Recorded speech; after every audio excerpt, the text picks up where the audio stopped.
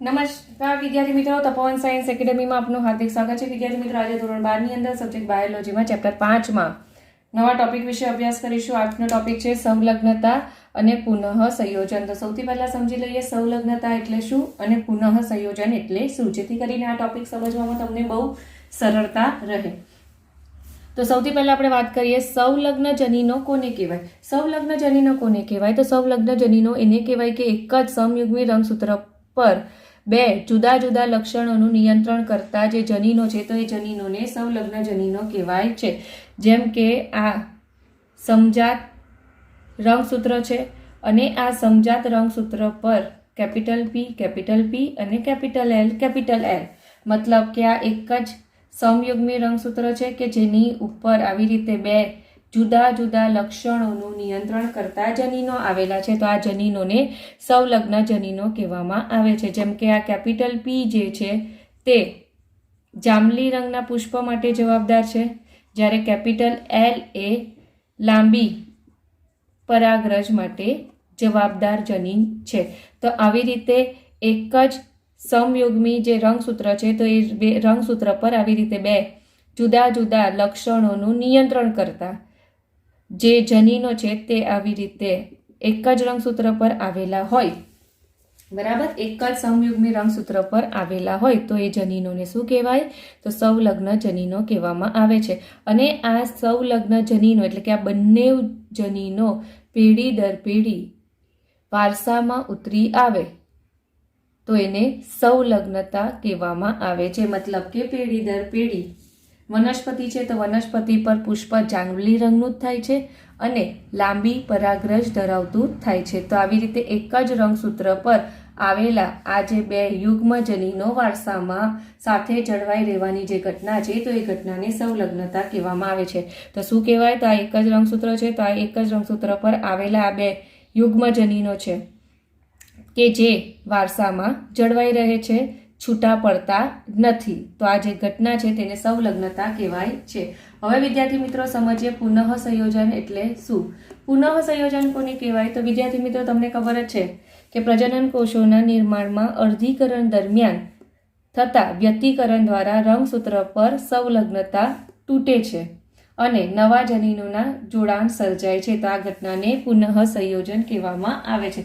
હવે થોડું વિદ્યાર્થી મિત્રો ડિટેલમાં સમજીએ જેથી કરીને તમને આ પુનઃ સંયોજન સમજવામાં એકદમ જ સરળતા રહેશે. હવે વિદ્યાર્થી મિત્રો તમને ખબર જ છે કે ભિન્નતા જે છે તે લિંગી પ્રજનન કરતા સજીવોમાં જ જોવા મળે છે, કારણ કે એમાં અર્ધીકરણ થાય છે.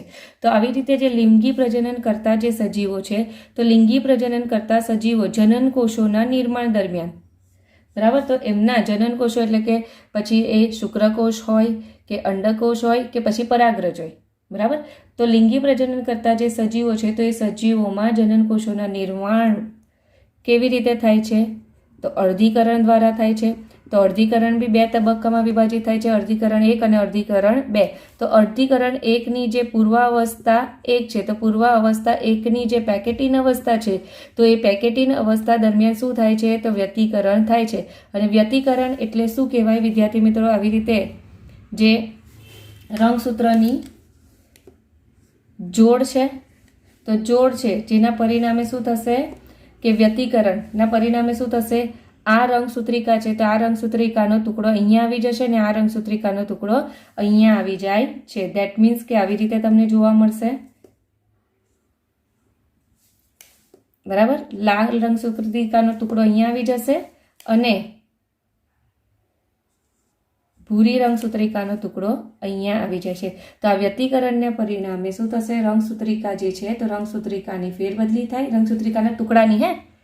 તો આવી રીતે રંગસૂત્રિકા પર રહેલા જે જનીનો છે તો વ્યતિકરણની દરમિયાન રંગસૂત્રિકા વચ્ચે આવી રીતે જનીનોની આપલે થાય છે. તો જનીનોની આપલે થાય એટલે નવું સંયોજન બને અને નવું સંયોજન જે બને તેને શું કહેવામાં આવે? તો પુનઃ સંયોજન કહેવામાં આવે છે. હવે વિદ્યાર્થી મિત્રો હવે આને પી ને એલ દ્વારા સમજીએ. અહીંયા પી અને અહીંયા કેપિટલ એલ જનીન છે, બરાબર. હવે ધારો કે આના પર પ્રચ્છન્ન જનીન સ્મોલ પી અને સ્મોલ એલ છે. હવે જનન કોષોના નિર્માણ દરમિયાન વ્યતિકરણ થયું એટલે કે આ જે રંગસૂત્ર છે તેના પર કેપિટલ પી અને સ્મોલ એલ જનીન આવી ગયું અને આના પર સ્મોલ પી અને કેપિટલ એલ જનીન આવી જાય છે. તો હવે શું થઈ ગયું કે હવે આના પછી આવનારી જે સંતતિ છે તે જાંબલી પુષ્પવાળી થશે, પણ પરાગરજ કેવી થશે? નાની. બરાબર. હવે આવું જો રંગસૂત્ર હશે તેના પર સ્મોલ પી અને કેપિટલ એલ જનીન આવેલું હોય તો શું થશે? સફેદ પુષ્પ થશે અને લાંબી પરાગરજ ધરાવતું હશે. તો આવી રીતે લિંગી પ્રજનન છે કે જેમાં જનનકોષોના નિર્માણ દરમિયાન અર્ધીકરણ થાય અને અર્ધીકરણની જે પેકેટિન અવસ્થા છે તેમાં વ્યતિકરણ થાય અને વ્યતિકરણના પરિણામે રંગસૂત્ર પર રહેલા જે જનીનો છે તો જનીનોની આપલે થશે અને આપલેને પરિણામે નવા જનીનોનું જોડાણ થાય અને નવા જનીનોનું જે જોડાણ થાય તે શું થશે?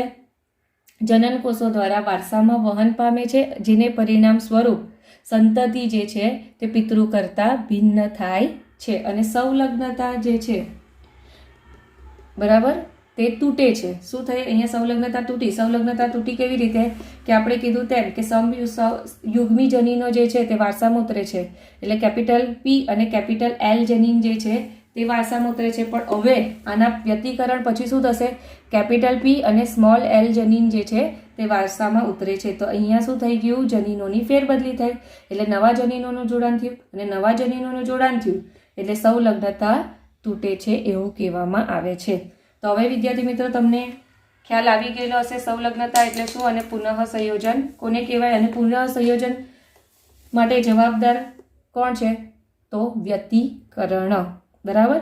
તો સંલગ્નતા કોને કહેવાય? કે એક જ રંગસૂત્ર પર આવેલા બે જનીનો પેઢી દર પેઢી સાથે જ રહે છે, એ બંને છૂટા પડતા નથી. તો જ્યારે એ બે જનીનો છૂટા ન પડે તો એને સંલગ્નતા કહેવાય. અને ધારો કે આ બે છૂટા પડી ગયા અને નવા જનીનો સાથે જોડાઈ ગયા તો એને શું કહેવાશે? પુનઃ સંયોજન કહેવામાં આવે છે. તો આવી રીતે સંલગ્નતા અને પુનઃ જે સંયોજન છે તેને વિસ્તારપૂર્વક સમજાવનાર કોણ હતું? તો એને વિસ્તારપૂર્વક જે સમજાવનાર છે તે TH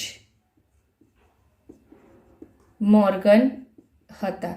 તો TH મોર્ગન છે તેમણે શું કર્યું? તો TH મોર્ગને મેન્ડલ દ્વારા જે વટાણામાં કરવામાં આવેલો જે દ્વિસંકરણનો પ્રયોગ છે, મેન્ડલે તમને ખબર જ છે એક સંકરણ અને દ્વિસંકરણનો પ્રયોગ કરેલો છે. તો મેન્ડલ દ્વારા જે કરવામાં આવેલ એ દ્વિસંકરણનો પ્રયોગ છે તો એના જેવો સેમ દ્વિસંકરણનો પ્રયોગ આ TH મોર્ગને ડ્રોસોફિલા છે તો ડ્રોસોફિલામાં લિંગ સંકલિત જનીનો પર કર્યું. બરાબર. એટલે કે લિંગ સંકલિત જનીનોના અભ્યાસ માટે દ્વિસંકરણનો પ્રયોગ કર્યો.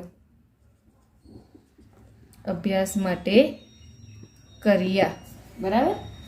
તો આવી રીતે ડ્રોસોફિલા કેમ કર્યું એ તો તમને ખબર છે કે ડ્રોસોફિલાનો ઉપયોગ કેમ કરવામાં આવે છે, ડ્રોસોફિલા પર આ સંકરણના પ્રયોગ કેમ કરવામાં આવે છે એના વિશે આપણે ઓલરેડી સમજી ગયા છે. તો હવે આપણે એમણે કરેલા પ્રયોગો સમજીએ આ દ્વિસંકરણના, જેના આધારે તમને પુનઃ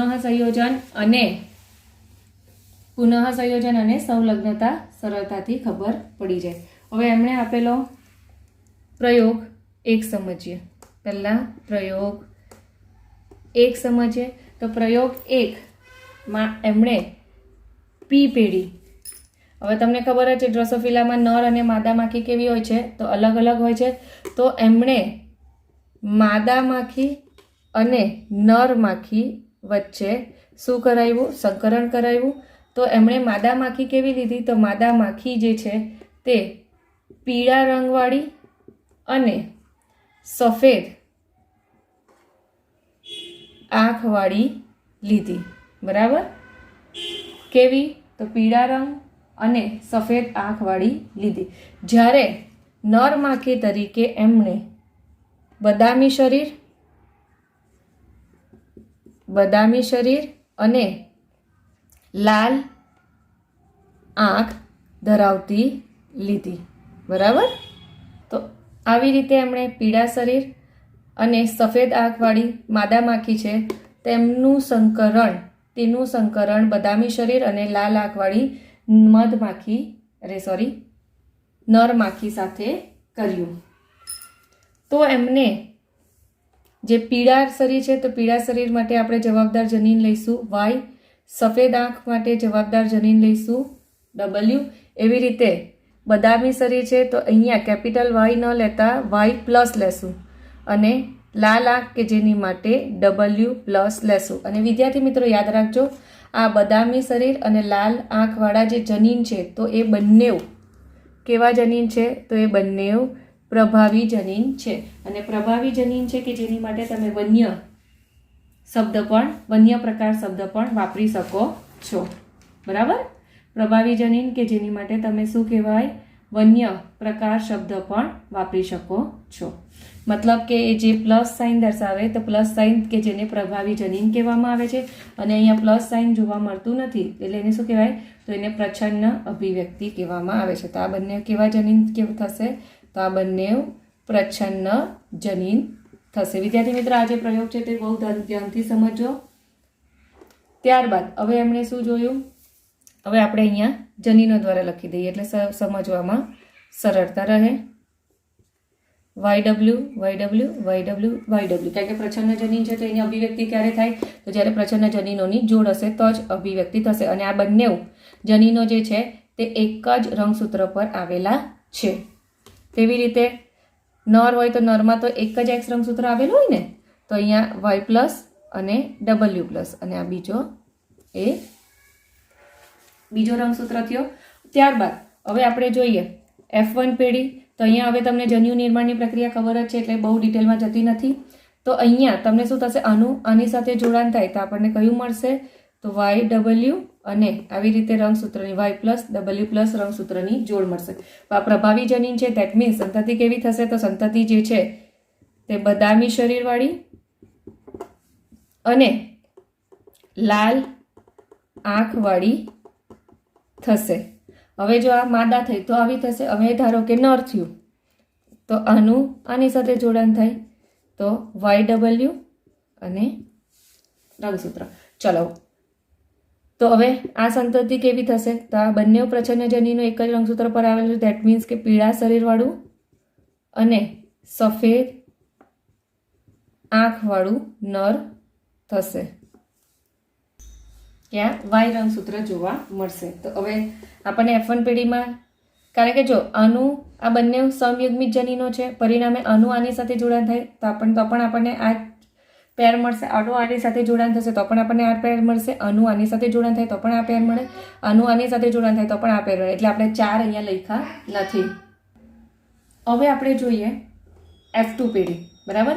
હવે આવી રીતે એક પ્રભાવી ને એક પ્રચ્છન્ન જનીન ધરાવતું જે રંગસૂત્ર છે તો એનું આપણે સંકરણ આની સાથે કરાવીએ. બરાબર? તો આનું સંકરણ કરાવ્યું તો F2 પેઢી આપણને કેવી મળે છે? તો F2 પેઢી વિશે વાત કરીએ તો જન્યુ નિર્માણની પ્રક્રિયા દરમિયાન આ બંને સેપરેટ થશે. બરાબર ને? આ બંને સેપરેટ થાય તો એક જન્યુમાં YW જશે, બીજા જન્યુમાં Y પ્લસ W પ્લસ જશે. એવી રીતે એક ડબલ્યુમાં YW વાળું X રંગસૂત્ર જશે અને બીજામાં Y રંગસૂત્ર જશે.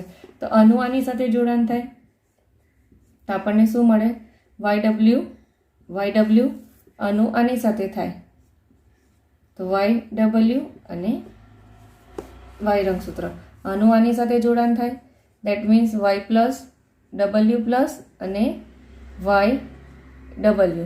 આની સાથે થાય તો Y પ્લસ W પ્લસ અને આવું જોવા મળે છે રંગસૂત્રનું જોડાણ. હવે આનો મતલબ શું થયો? સંતતિ કેવી થઈ? તો સંતતિ જે છે તે સ્મોલ y છે. દેટ મીન્સ કે પીળા શરીરવાળી અને સફેદ આંખવાળી થશે. આ જોડાણ મળે પણ અહીંયા એક જ એક રંગસૂત્ર છે ને. દેટ મીન્સ કે સંતતિ કેવી થશે? તો પીળા શરીરવાળી અને સફેદ આંખવાળી થશે. હવે Y પ્લસ ને Y દેટ મીન્સ પ્રભાવી પ્રચ્છન્ન છે તો સ્વાભાવિક છે પ્રભાવીના જ લક્ષણ દેખાશે. તો બદામી શરીર અને લાલ આંખ, બદામી શરીર અને લાલ આંખવાળી સંતતિ થાય છે. એવી રીતે આમાં પણ પ્રભાવી જનીનો પ્લસ સાઇન છે એટલે પ્રભાવી જનીન.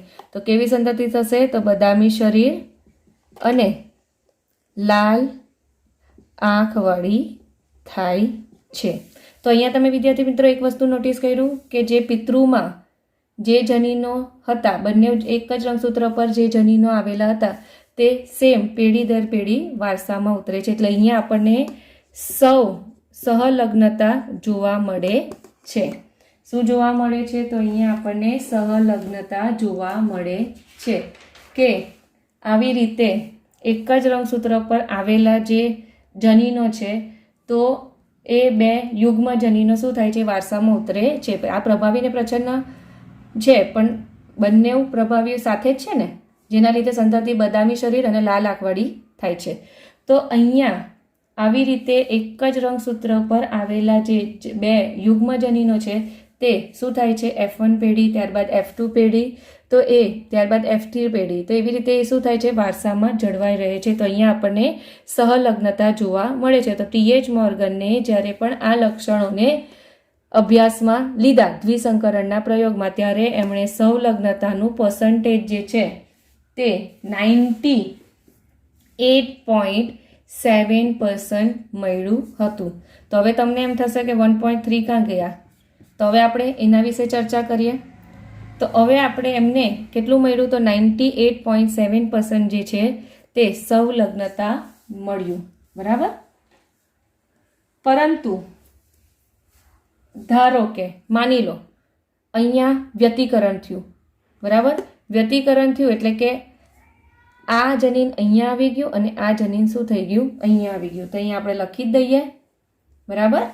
લખી દઈએ એટલે તમને ખ્યાલ આવશે.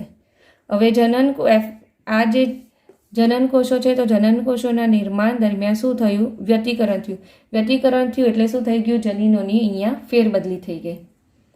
બરાબર. પહેલા પ્રભાવી હતા, હવે શું થઈ ગયું? એક રંગસૂત્ર પર એક પ્રભાવી જનીન આવી ગયું અને બીજો પ્રચ્છન્ન જનીન આવી ગયું. તો એનું સંકરણ હવે કોની સાથે કર્યું? તો પીળા શરીર અને સફેદ આંખવાળી નર માખી સાથે જ કર્યું. આ માદા માખી છે અને આ નર માખી છે. તો હવે તમે અહીંયા જોશો ને સંતતિ તો બદલાઈ જશે. કેમ બદલાઈ જાય? કારણ કે જ્યારે પણ આ જનન કોષોના નિર્માણમાં જશે તો એક જનન કોષ હશે. અહીંયા લખું છું. જ્યારે પણ માદા માખી છે કે જેમાં જનન કોષની નિર્માણની પ્રક્રિયા થશે, તો જનન કોષની નિર્માણ પ્રક્રિયા દરમિયાન વ્યતિકરણ થયું એટલે કે એના લીધે શું થઈ ગયું? રંગસૂત્રિકા પર આવેલા જનીનો જે છે તેની ફેરબદલી થઈ એટલે કે એક જન્યુ છે કે જેમાં સ્મોલ વાય ને W+ વાળું રંગસૂત્ર ધરાવતું જનીન ધરાવતું રંગસૂત્ર જશે, જ્યારે બીજા જન્યુ છે કે જેમાં Y+ અને W જનીન ધરાવતું રંગસૂત્ર જાય છે. બરાબર. હવે ધારો કે આની સાથે જોડાણ થયું, તો હવે તમને લખી દઉં છું. હવે જનન કોષોનું નિર્માણ પાછું તમને ખબર જ છે. હવે ધારો કે આની સાથે જોડાણ થયું તો શું થશે? Y અને W+ YW. ત્યારબાદ આની સાથે જોડાણ થાય તો YW+ અને Y રંગસૂત્ર આની સાથે જોડાણ થાય તો સંતતિ કેવી મળશે? તો Y+ અને W ને YW ધરાવતી મળશે. આની સાથે જોડાણ થાય તો આપણને આવું સંયોજન જોવા મળશે. તો હવે શું થશે? સ્મોલ y પ્રચ્છન્ન જનીનની જોડ થઈ. જ્યારે પણ પ્રચ્છન્ન જનીનની જોડ હશે તો એની અભિવ્યક્તિ થઈ. ધેટ મીન્સ સ્મોલ y કેની માટે છે? તો પીળા શરીર અને અહીંયા શું થાય? પ્લસ અને W. તો W+ ને W છે એટલે ધેટ મીન્સ કે પ્રભાવી જનીન છે. તો પ્રભાવી જનીન એટલે કે લાલ આંખવાળી સંતતિ થાય છે.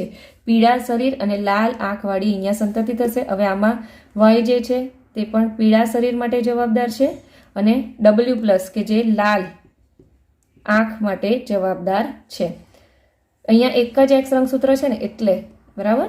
હવે અહીંયા Y+ ને Y છે તો પ્રભાવી જનીનની અભિવ્યક્તિ થાય. પ્રભાવી જનીન એટલે કે બદામી શરીર અને પ્રચ્છન્ન જનીનની જોડ છે. ધેટ મીન્સ કે સફેદ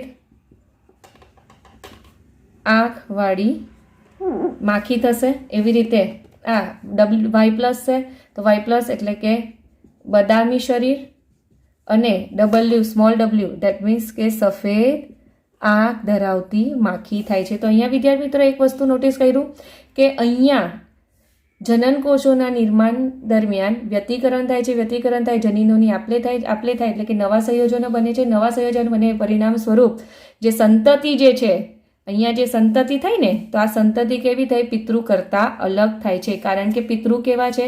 તો પિતૃ પીળા શરીર સાથે, એની સાથે કયું જનીન આવેલું છે રંગસૂત્ર પર? સફેદ આંખ માટે. પણ અહીંયા પીળા સાથે કયું આવી ગયું? લાલ આંખવાળું જનીન આવી ગયું. તો અહીંયા જ્યારે પણ વ્યતિકરણ થાય છે, તો વ્યતિકરણ જ્યારે પણ થશે ત્યારે શું થશે? જનીનોની આપલે થાય છે. આપલે થાય એટલે કે જે સંતતિ છે, આ જે સંતતિ થઈ, તો આ જે સંતતિ કેવી થઈ? તો પિતૃ કરતાં અલગ જ થઈ છે. તો આ જે પિતૃ કરતાં અલગ થઈ, દેટ મીન્સ કે અહીંયા વ્યતિકરણ થયું. વ્યતિકરણ થાય એટલે એને આપણે શું કહીએ? તો પુનઃ સંયોજન કહેવાય છે. અને મોર્ગને જ્યારે પણ આ બે લક્ષણોને ધ્યાનમાં લીધા તો એમને સંલગ્નતાનું પ્રમાણ 98.7% મળ્યું અને પુનઃ સંયોજનનું પ્રમાણ જે છે તે 1.3% મળ્યું. એવી રીતે એમણે બીજો પ્રયોગ કર્યો. તો બીજા પ્રયોગમાં એમને સંલગ્નતા અને પુનઃ સંયોજન છે તે બંનેનું પ્રમાણ કેવું મળ્યું? તે બંનેનું પ્રમાણ એમને અલગ અલગ મળ્યું. તો અહીંયા વિદ્યાર્થી મિત્ર એક વસ્તુ જોઈ કે અહીંયા જે મોર્ગન છે, તો મોર્ગને જે મેન્ડલ દ્વારા દ્વિસંકરણ પ્રયોગ કરવામાં આવેલું તેમને પ્રમાણ કેવું મળેલું હતું?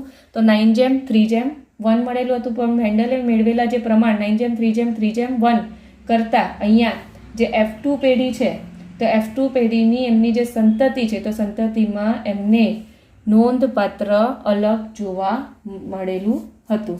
બરાબર? F2 પેઢી છે, તો F2 પેઢીમાં એમણે મેન્ડલને જે મળેલા પ્રમાણ હતા તેના કરતાં નોંધપાત્ર થોડું અલગ જોવા મળ્યું. અને આ જે તમને નવું સંયોજન મળ્યું ને,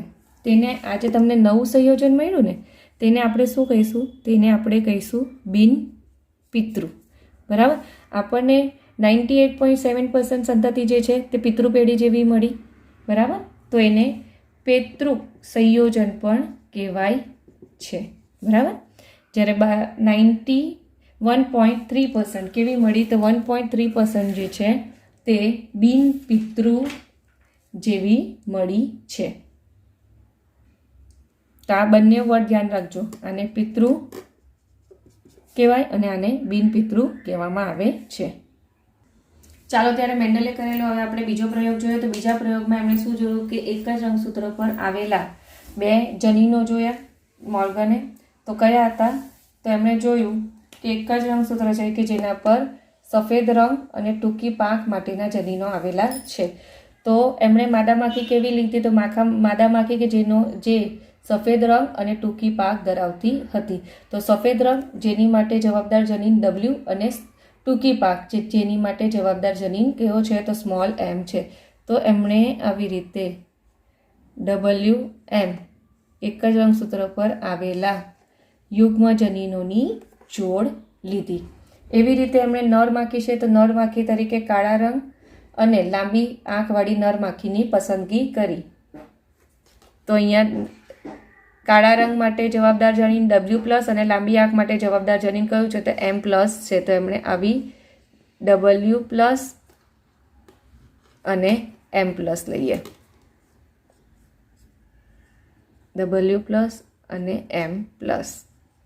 ચાલો, તો એમણે શું કર્યું? આવી માદા માખી લીધી ને આવી નર માખી લીધી, એમની વચ્ચે એમણે સંકરણ કરાવ્યું. અને આપણે શું કહીશું? તો આને આપણે P પેઢી કહીશું. આ માદા માટેનું સિમ્બોલ છે અને આ નર માટેનું સિમ્બોલ છે. હવે આની વચ્ચે સંકરણ કરાવતા એમને F1 પેઢી જે છે, જો હવે હું શબ્દ યુઝ કરી શકું, જો વ્યતિકરણ ન થાય તો.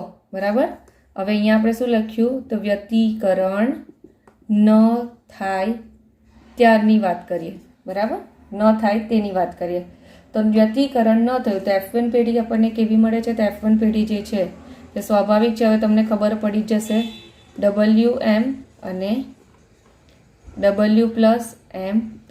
માદા હશે તો આપણને આ રંગસૂત્રની જોડ મળશે, અને જો નર હશે F1 પેઢીમાં તો W+M+ અને Y. બરાબર? તો આ સંતતિઓ આપણને F1 પેઢીમાં મળે છે. ત્યારબાદ આપણે વાત કરીએ તો અહીંયા પ્રભાવી ને પ્રચ્છન્ન. અહીંયા યાદ રાખજો આ પ્રભાવી જનીન છે ડબલ્યુ પ્લસ નેમ પ્લસ, અને આ પ્રચ્છન્ન જનીન છે. પ્રભાવી માટે આપણે કીધું કે તમારા ચોપડીમાં પણ વન્ય પ્રકાર શબ્દ વાપરેલો છે, બરાબર. આની માટે તમારા ચોપડીમાં શું લખેલું છે? તો વન્ય પ્રકાર. વન્ય પ્રકાર જ્યારે બી શબ્દ આવે એટલે દેટ મીન્સ સમજી જવાનું કે પ્રભાવી જનીનો આવેલા છે.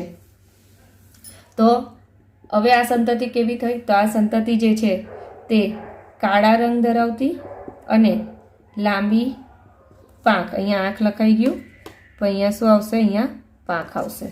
તો લાંબી પાંખ ધરાવતી થાય છે. અહીંયા પણ અહીંયા શું થશે? જો આની સાથે જોડાણ થાય તો ડબલ્યુ એમ અને ડબલ્યુ પ્લસ એમ પ્લસ થાય છે. હવે આની સાથે જોડાણ થાય તો શું થાય? ડબલ્યુ એમ અને તો આ સંતતિ કેવી થશે? તો આ જે સંતતિ છે તે સફેદ રંગ ધરાવતી અને ટૂંકી પાંખવાળી થાય છે, બરાબર. તો હવે તમને બી અહીંયા આમ જોવા જાય તો 4 જોવા મળે. આની સાથે થાય તો પણ આપણને આ સંયોજન જોવા મળશે. આની સાથે જોડાણ થાય તો આપણને આ સંયોજન જોવા મળશે. હવે આની સાથે જોડાણ થાય તો પણ આપણને આ જ જોડ જોવા મળવાની છે. આની સાથે થાય એ તો પણ આપણને આ જ જોડ જોવા મળવાની છે. એટલે તમને અહીંયા મેં આ લખેલું છે, બરાબર. તો F1 પેઢી છે કે જેમાં આપણને 2 પ્રકારની સંતતિઓ મળી શકે છે. કઈ? કે એક પ્રભાવી સમયુગ્મી જનીનોની જોડ ધરાવતી કે જે કાળા રંગની અને લાંબા પાંખવાળી થશે, અને એક સમયુગ્મી પ્રચ્છન્ન જનીન ધરાવતું કે જે સફેદ રંગ અને ટૂંકી પાંખવાળું થાય છે. અને વિદ્યાર્થી મિત્રો યાદ રાખજો, આ જે સફેદ રંગ, ટૂંકી પાંખ, કાળો રંગ કે લાંબી પાંખ માટેના જે જવાબદાર જનીન છે ને, તો એ જવાબદાર જનીન લિંગી રંગસૂત્ર X પર આવેલા છે, બરાબર. એ જવાબદાર જનીનો ક્યાં આવેલા છે? તો એ જવાબદાર જનીન જે છે તે લિંગી રંગસૂત્ર જે છે તો લિંગી રંગસૂત્ર X પર આવેલા છે. હવે શું થશે?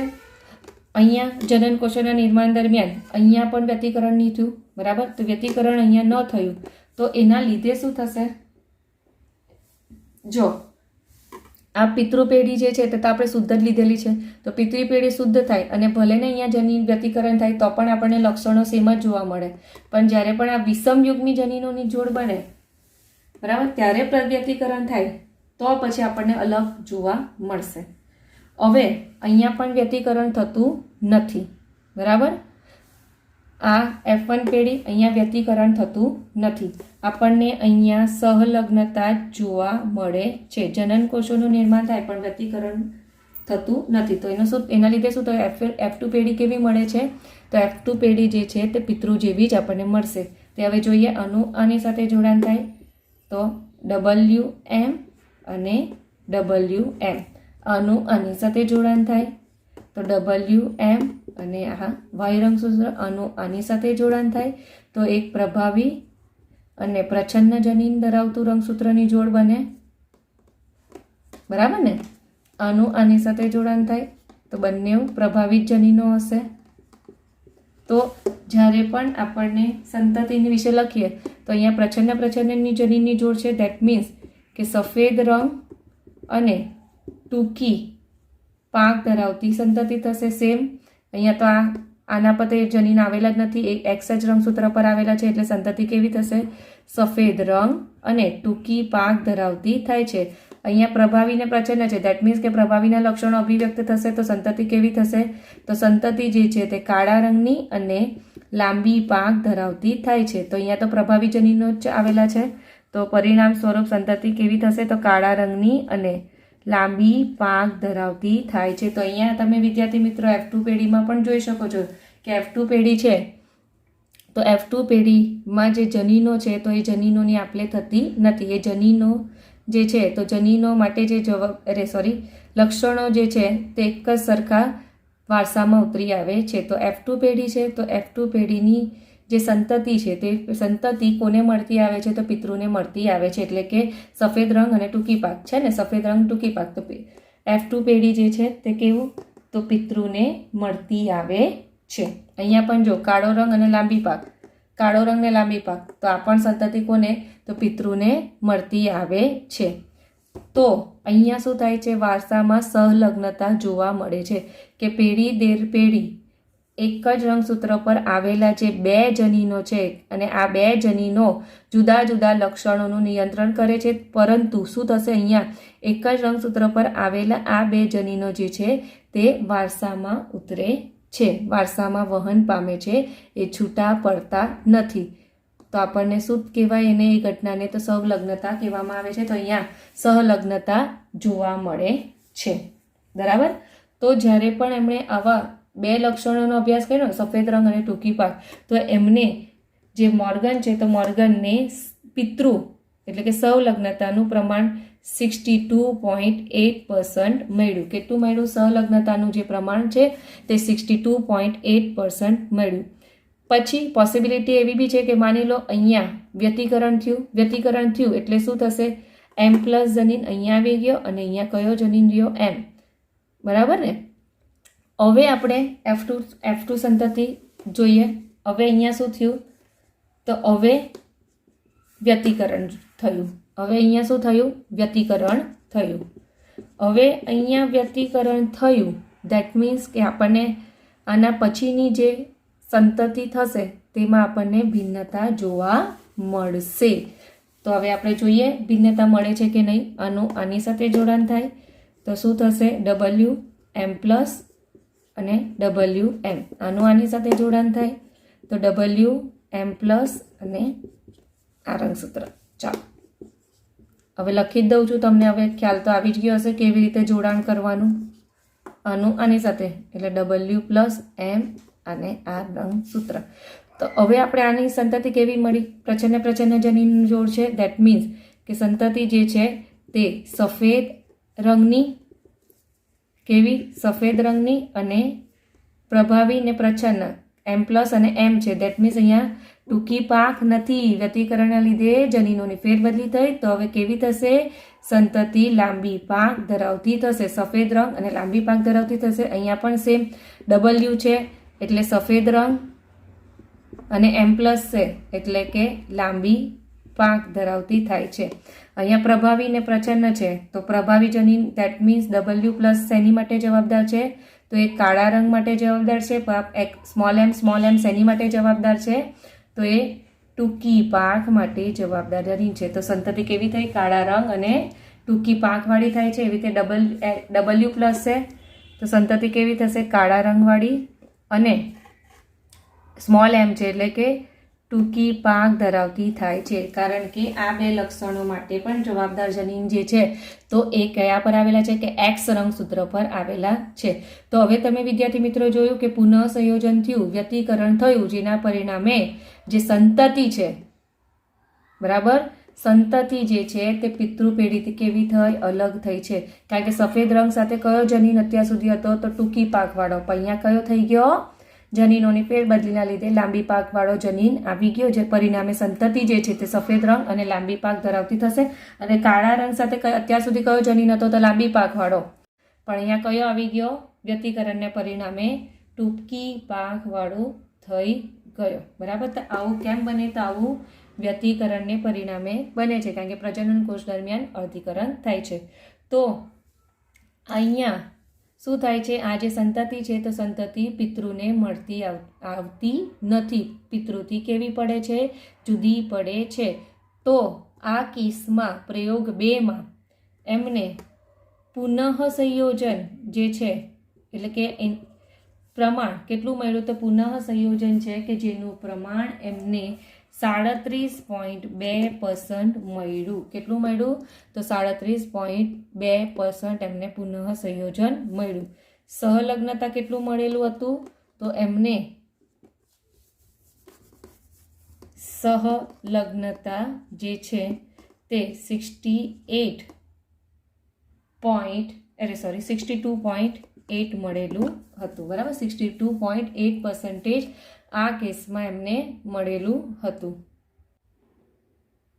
હવે તમને વિદ્યાર્થી મિત્રો એક વસ્તુ નોટિસ કરી કે બંને પ્રયોગો કર્યા હતા. બંને પ્રયોગમાં એમણે એક વસ્તુ મળી, બિનપિતૃ સંતતિ તો મળી, પરંતુ અહીંયા એમને બંને પ્રયોગમાં આ જે સંલગ્નતા છે અને પુનઃ સંયોજનનું જે પ્રમાણ છે તે અલગ અલગ મળ્યું.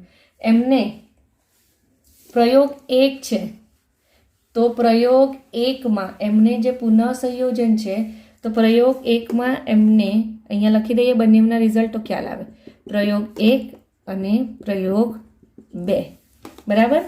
તો પ્રયોગ 1 કે જેમાં એમને સંલગ્નતાનું પ્રમાણ કેટલું મળ્યું હતું, તો 98.7% અને પુનઃ સંયોજનનું પ્રમાણ એટલે કે પુનઃ સંયોજન સંતતિનું પ્રમાણ 1.3% મળ્યું. જ્યારે પ્રયોગ 2 છે જેમાં 62.8% મળ્યું અને પુનઃ સંયોજન સંતતિ કેટલી મળી, 37.2% મળી, બરાબર. તો આવી રીતે કેમ થયું હશે કે ચલો બંને વ્યક્તિકરણ તો બંનેમાં થાય છે, પણ આ પ્રમાણ એમને અલગ અલગ કેમ મળ્યું, એની પાછળ કંઈક તો રીઝન હશે ને. તો વિદ્યાર્થી મિત્રો તમને કહું, પ્રયોગ 1 કે જેમાં કયા જનીન આવેલા છે, તો Y અને W જનીન. પ્રયોગ 2 કે જેમાં આપણે કયા જનીનો લીધા, તો W અને M. આ પ્રચ્છન્ન લખ્યા.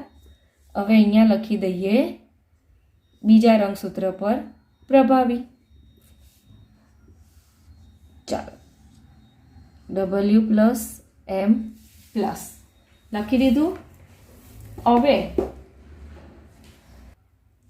હવે શું થશે ખબર, કેમ આનમાં પ્રયોગ 1માં સંલગ્નતાનું પ્રમાણ વધારે છે, જ્યારે પ્રયોગ 2માં સંલગ્નતાનું પ્રમાણ ઓછું છે. તો એનું રીઝન શું છે, એનું રીઝન એ છે કે આ જે સમજાત રંગસૂત્ર હોય ને, તો સમજાત રંગસૂત્રમાં જ્યારે પણ વ્યક્તિકરણ થાય તો વ્યક્તિકરણ અહીંયાથી બી થઈ શકે, અહીંયાથી બી થઈ શકે ને અહીંયાથી પણ થઈ શકે.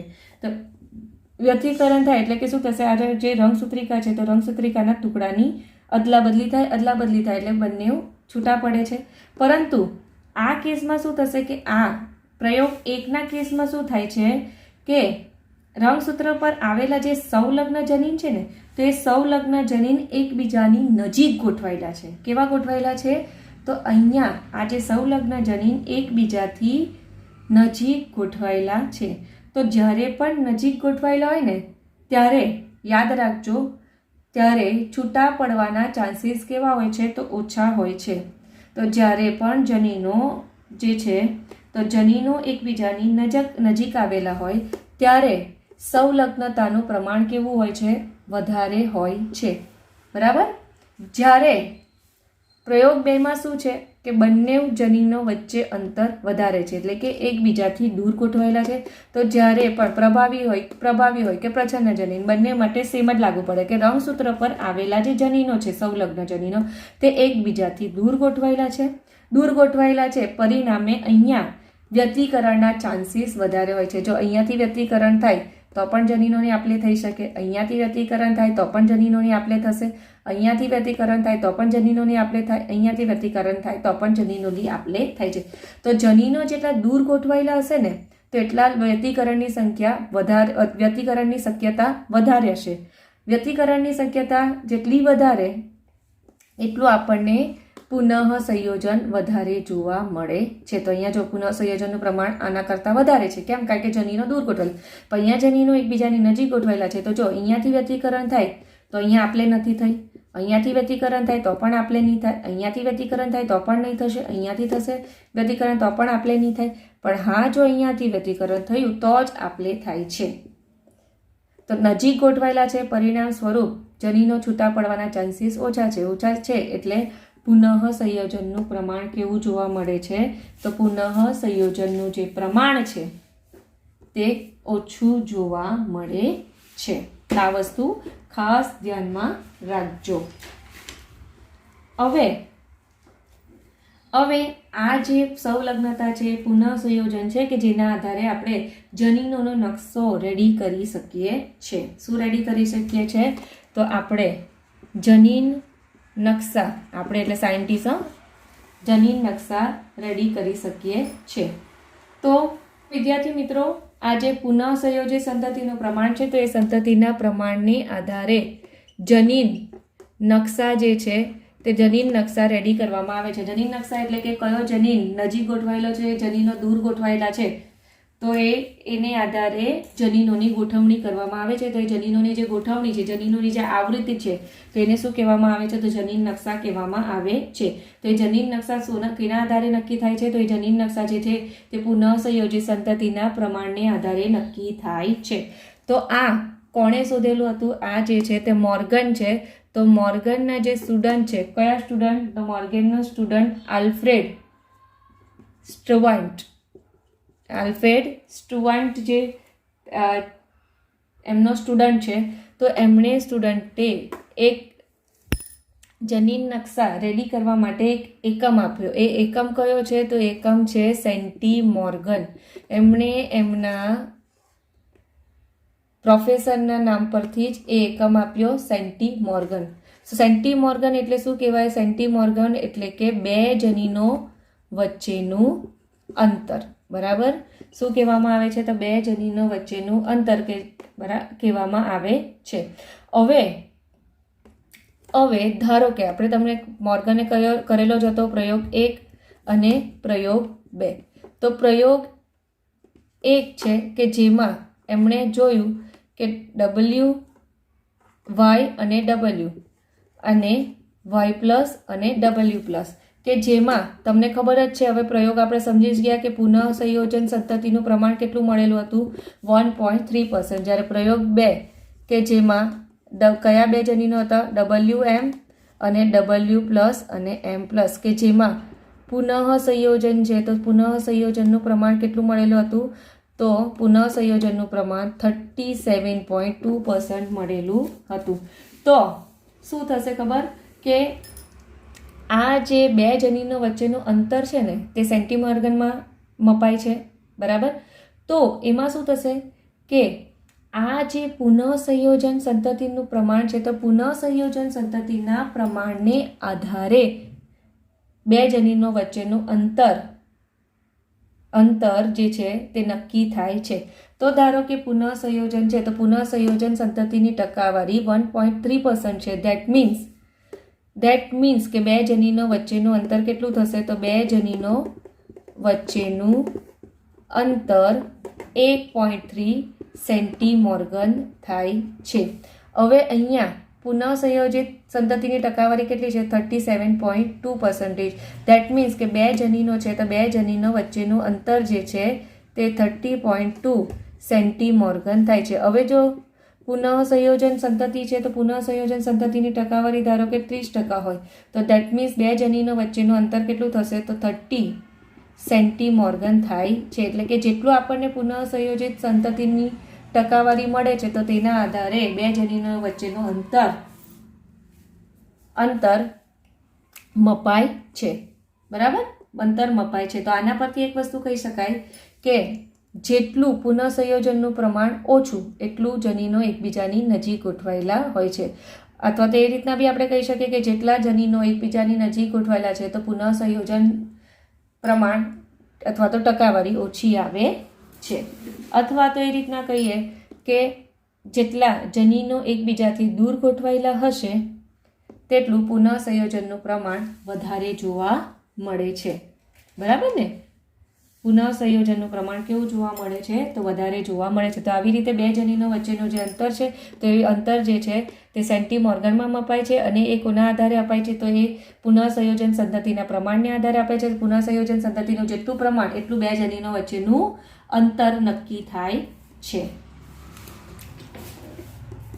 અને આ જે બેઝ છે, આ જે માહિતી છે, તો આ માહિતીના આધારે જનીન નકશા જે છે તે તૈયાર થાય છે. અને હ્યુમન જીનોમ પ્રોજેક્ટમાં આનો ઘણો ઉપયોગ કરવામાં આવેલો છે. આ હ્યુમન જીનોમ પ્રોજેક્ટ છે જે આપણે નેક્સ્ટ ટોપિકમાં એટલે કે નેક્સ્ટ ચેપ્ટરમાં ભણીશું. તો આવી રીતે પુનઃ સંયોજન છે, સેન્ટીમોર્ગન છે કે જેના આધારે રંગસૂત્ર પર જનીન ક્યાં ગોઠવાયેલો છે તેનો અંદાજો લગાવી શકાય છે. બરાબર? જેનો અંદાજો લગાવી શકાય છે. તો અહીંયા તમારો સંલગ્નતા અને પુનઃ સંયોજનનો જે ટોપિક છે તે કમ્પ્લીટ થાય છે. વિદ્યાર્થી મિત્રો, તમને પુનઃ સંયોજન અને સંલગ્નતા બહુ સારી રીતે સમજ પડી ગયેલી હશે. હવે વિદ્યાર્થી મિત્રો તમને આ ચાર્ટ તમારા ચોપડીમાં આપેલો છે, કેમ સમજાવું છું કારણ કે તમે કન્ફ્યુઝ થઈ જશો, એટલે તમને અહીંયા આ જે ચોપડી છે તેમાં બતાવું છું. હવે આ પ્રયોગ 1 છે. પ્રયોગ 1 પર તમને ખબર જ છે, પીળો રંગ અને સફેદ આંખ અને કયો બદામી રંગ અને લાલ આંખવાળી માખી લીધી, એમની વચ્ચે સંકરણ કરાયું. એટલે F1 પેઢી જે છે તે F1 પેઢી વન્ય પ્રકાર અને પીળા સફેદ એટલે કે પિતૃ પેઢીને મળતી આવી મળે છે. વન્ય પ્રકાર મેં તમને કીધેલું હતું કે પ્રભાવી જનીન જ્યારે હોય તો એને આપણે વન્ય પ્રકાર શબ્દ પણ વાપરી શકીએ છીએ. હવે વિદ્યાર્થી મિત્રો સમજાવવાનું મારે મેઇન અહીંયા છે. અહીંયા શું કરેલું છે ખબર? અહીંયા તમને નર અને માદા બંનેના ચાર્ટ અલગ અલગ આપી દીધેલા છે. તો વિદ્યાર્થી મિત્રો આ જે છે ને આ સંલગ્નતા માટેની સંતતિ છે, બરાબર? એટલે કન્ફ્યુઝ નહીં થતા, એ તમને કહી દઉં. આ F2 પેઢીમાં તમને ખબર છે, F2 પેઢીમાં આપણે 2 નર અને 2 માદા જોઈ. તો 2 નર અને 2 માદા, જેનો અહીંયા આવી રીતે ઊભો ચાર્ટ આપેલો છે અને અહીંયા તમને વ્યતિકરણ થયા બાદની સંતતિઓ દર્શાવેલી છે. સિમિલરલી પ્રયોગ 2 છે, બરાબર? આ જે પ્રયોગ 2 છે કે જેમાં સફેદ રંગ અને ટૂંકી પાક, બરાબર, અને કાળો રંગ અને લાંબી પાક. તો એમાં F2 પેઢી સેમ પિતૃ પેઢીને મળે છે. હવે F1 પેઢી છે કે જેમાં વ્યતિકરણ થાય, તો અહીંયા F2 પેઢીમાં આપણને ચેન્જીસ જોવા મળે. તો અહીંયા પણ સેમ આ જ કે આ પિતૃ પેઢીને મળતી આવતી સંતતિઓ છે, એટલે કે આ સંલગ્નતા માટે કે 2 નર અને 2 માદા. તો આ એને બતાવેલું છે અને અહીંયા તમે આ જોઈ શકો છો. તો આ વ્યતિકરણ, બરાબર? હવે વ્યતિકરણ થાય છે, અહીંયા વ્યતિકરણ થાય છે. તો વ્યતિકરણને પરિણામે સંતતિ જે છે તે પિતૃ પેઢીને મળતી આવતી નથી. તો એનો ચાર્ટ તમને અહીંયા આપેલો છે. આમાં શું કરેલું છે કે નર અને માદા એના ચાર્ટ અલગ કરી દીધેલા છે. તો તમે કન્ફ્યુઝ ન થાવ એટલે તમને મેં આ એક્સપ્લેન કરી દીધું, બરાબર? તો અહીંયા તમે વિદ્યાર્થી મિત્રો જોઈ શકો છો કે Y ને W એકબીજાની નજીક છે અને W અને M એકબીજાથી દૂર ગોઠવાયેલા છે. તો અહીંયા તમારો સંલગ્નતા અને પુનઃ સંયોજનનો જે ટોપિક છે તે ફાઇનલી કમ્પ્લીટ થયો. અને વિદ્યાર્થી મિત્રો જો આ ટોપિક રિલેટેડ કંઈ પણ માઇનર ડાઉટ હોય તો તમે મને કોલ કરીને કે મેસેજ કરીને પૂછી શકો છો. Thank you.